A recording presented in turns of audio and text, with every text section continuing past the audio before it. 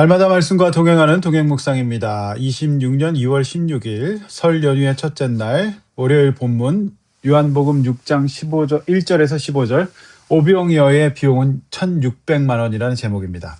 성도 여러분, 설 연휴 첫째 날인데요. 가족과 친지와 함께하는 명절 연휴 어떻게 보내고 계신지요? 오늘 본문은 그 유명한 오병이어 본문입니다. 이 사건에 담긴 하나님의 귀한 메시지 무엇일까요? 자, 1절에서 9절 먼저 봅니다. 예수님이 계신데도 불가능하다고 말하는 제자들 모습입니다. 1절 그 후에로 본문이 시작됩니다. 자, 어떤 일이 있었던 후인가요? 그렇습니다. 베데스다에서 38년 된 병자를 고치신 사건 이후에 유대인들과의 논쟁이 있었던 후입니다. 어떤 방해와 난관이 있을지라도 하나님 나라는 성장하고 전진될 것입니다. 낙심하지 마십시오. 예수님께서 디베라 갈릴리 바다 건너편으로 가시죠. 그것은 황제 티베리우스의 이름을 따서 지은 갈릴리 바다의 북쪽 동네로 알려져 있습니다. 자, 그래서 디베라 갈릴리죠. 황제의 도시였던 겁니다. 2절 그런데 이곳에서 예수님의 표적을 본 많은 사람들이 따릅니다. 3절 예수님과 제자들이 그 맞은편 산에서 앉으시고 4절 유대인의 명절이 가까웠기 때문에 더 많은 사람이 모이게 됩니다. 저 건너편 황제의 도시가 보이는 언덕에 그렇게 예수님과 많은 사람들이 모였습니다. 자, 5절 빌립에게 물으십니다. 예수님께서 이 사람들에게 어디서 떡을 사서 먹이겠냐고 물으신 거죠. 6절 예수님께서는 제자들에게 일종의 시험을 보신 겁니다. 7절 왜 빌립에게 이 시험 문제 내셨을까요? 그는 아마도 제자 공동체에서 총무 역할을 하고 있었는지도 모릅니다. 그는 아니나 다를까 빠른 계산 능력을 보여주고 있습니다. 7절이죠. 그의 계산은 조금씩만 보수적으로 방어적으로 나눠줘도 200데나리온이라는 엄청난 값의 떡의 분량이 필요하다. 그러니까 불가능하다는 겁니다. 계산을 해볼 수 있습니다. 자, 예수님 당시 한 데나리온 하루 1당이었죠. 그래서 이것을 오늘날 우리의 원화로 계산해 보면 이렇게 계산이 나오는데 현재 대한민국의 최저시급은 시간당 1,320원. 그래서 하루 8시간 근로기준 1당을 치면 82,560원이 1당입니다. 그러므로 당시 한 데나리온이 한 1당, 그 당시 근로자들의 1당이었다면 최저임금 쳐서 오늘 우리나라의 이제 최저임금은 82,560원이니까 200일치의 1당은 1,651만 2천 원이 되는 겁니다. 꽤 많은 금액이죠. 그러나 제자들이 그 돈이 있을 리가 만무하죠. 그러니까 불가능하다는 겁니다. 자, 그런데 이 제자 중 하나, 베드로의 형제 안드레가 나서서 9절에서 우리가 가지고 있는 것은 여기 한 아이가 갖고 있는 요깃거리도 안 되는 오병이어밖에 없다. 이 사람들을 먹이는 것은 불가능하다 이렇게 말합니다. 이 베드로의 형제이기 때문에 베드로 형제다운 행동입니다. 나서서 말합니다. 성도 여러분, 이들은 창조주 하나님, 삼위일체 하나님이신 예수님과 함께 있다는 것을 전혀 인식하지 못하고 있습니다. 예수님을 도대체 어떻게 인식하고 있는 것일까요? 그동안 많이 보고 배웠는데도 왜 이러는 걸까요? 사실 이것은 저와 여러분의 모습입니다. 자연인들이 하는 계산 능력만 갖고 있었던 겁니다. 창조주 하나님의 풍요로움의 능력, 그러니까 그 전에라고 그 후에라고 말씀하시죠. 예수님이 어떤 분인지 그렇게 길게 말씀하셨고 그걸 들었음에도 불구하고 이들은 그저 자연인처럼 안 믿는 사람처럼 계산만 하고 있었어요. 그래서 짜증내면서 예수님은 오히려 가르치려고 든 겁니다. 불가능하다. 그걸 왜 물으시나요? 어이없어 했던 것입니다. 믿음 없음의 단면입니다.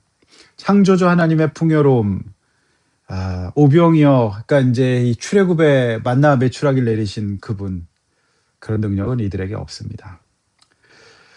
성도 여러분, 오늘 본문에서 하나님은 예수님이 참 살아계시는데요.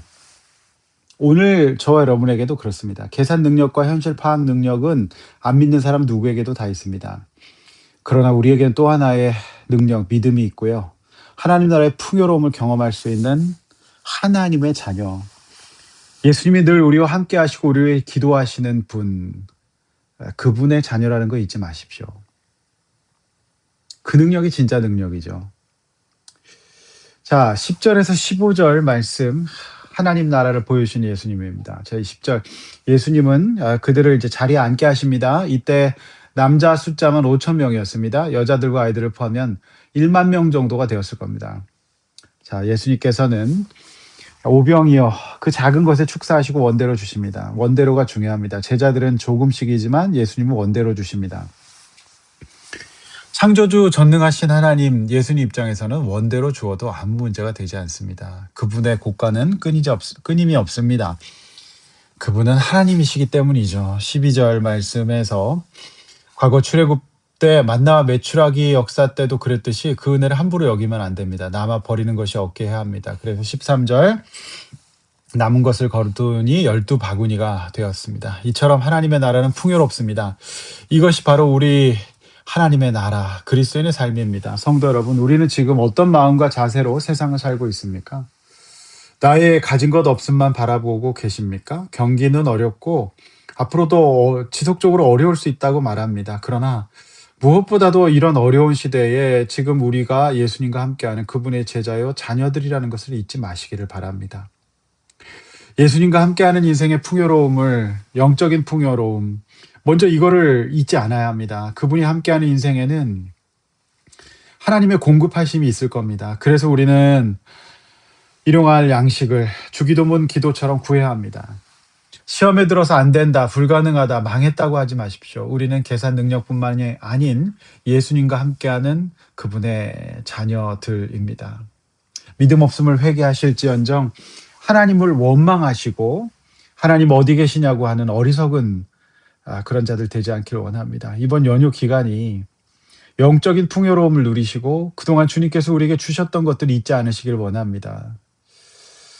14절 말씀, 예수님은 우리의 주인이십니다. 우리 창조자 하나님이신데 표적을 보고 모인 사람들은 예수님을 선지자라고 얘기합니다. 이제 과거 출애굽에서 이제 출로마를 이루어줄 정치적인 지도자로서 예수님을 이제 임금 삼으려고 합니다. 예수님 당연히 그 일을 피해 혼자 산으로 가시죠. 성도 여러분, 만약 우리 주 예수 그리스도가 우리의 현실의 필요만 채워주시는 분, 그런 분이라면 우상 숭배자와 다를 것이 없습니다.